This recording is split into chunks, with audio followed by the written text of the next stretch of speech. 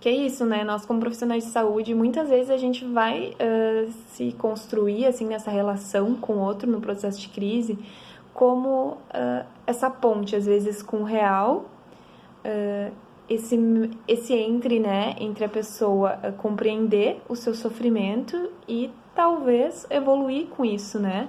E se transformar com isso. Então, eu convido vocês todos, né, a olhar para a crise muito nesse sentido, né, de não entender a crise somente como uma agudização da sintomatologia psiquiátrica, né, que deve ser suprido com a maior agilidade possível, mas como um momento que deve ser cuidadosamente investido em seu potencial transformador e criativo, né. Então, se a gente acha que a gente só deve acabar com a crise no momento que ela acontece, né, a gente também acaba submetendo a uma ideia de que toda crise é ruim, né, e não. Isso não tem nada a ver com um processo, por exemplo, de medicar no momento de uma ansiedade ou de, se for necessário, fazer a contenção mecânica protetiva. Não, isso não tem nada a ver com isso. Isso sim, muitas vezes vai ser necessário e a gente vai ter que lançar mão disso.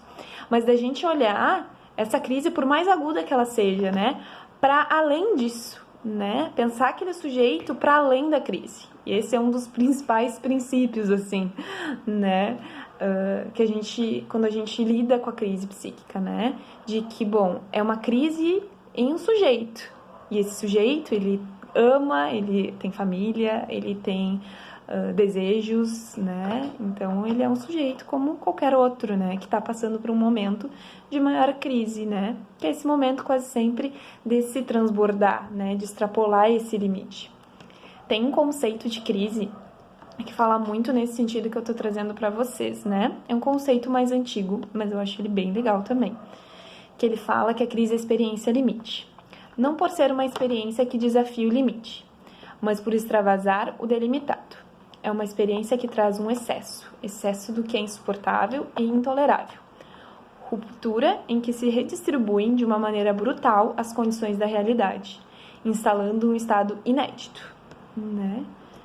Então, é isso, né? Eu acho que é o extrapolar esse limite, é o excesso, é o muito, né?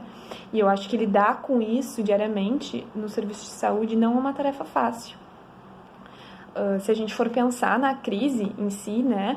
A gente não pode deixar de pensar em tudo que a gente já vinha construindo nessas últimas educações permanentes, assim, né? Mas principalmente na primeira atividade que eu fiz, né, de reforma psiquiátrica e loucura, né? Porque a crise, ela caminha também muito nesse processo, né? A crise, assim como a loucura, ela é um aspecto histórico-cultural também. Então, o que foi entendido, por exemplo, o que hoje é entendido como sintomas psicóticos, já foi entendido em outros momentos como manifestação de sabedoria, possessão demoníaca, bruxaria, né? Em toda em sua história, essas, tanto desde a bruxaria até o sintoma psicótico, por exemplo, né, ela foi tratada de uma forma a sempre ser vista como negativa, né, e também sempre nesse sentido de alcançar a homeostase, né, de alcançar essa normalidade. Então, por exemplo, para a bruxaria, se queimava as bruxas, né, para possessão demoníaca tinha o exorcismo, né?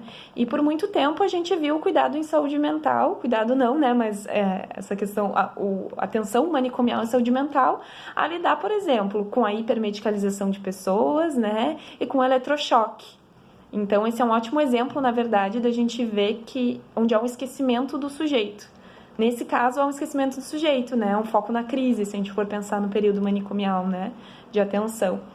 E o que isso nos levou, né, ao sofrimento de muitas pessoas, né, então, ao descuidado, à violação de direitos dessas pessoas.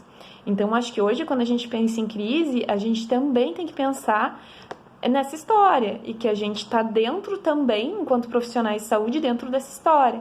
Então, quando a gente fala de crise, a gente jamais pode esquecer que a gente está falando de toda a questão antimanicomial, né? E de toda a história da loucura. Porque sempre quando a gente atua na crise, e o nosso corpo também, quando tendo uma história, muitas vezes nos leva a pensar de forma negativa e nos leva a pensar diretamente nessa questão, né, de romper esse processo e ponto, né?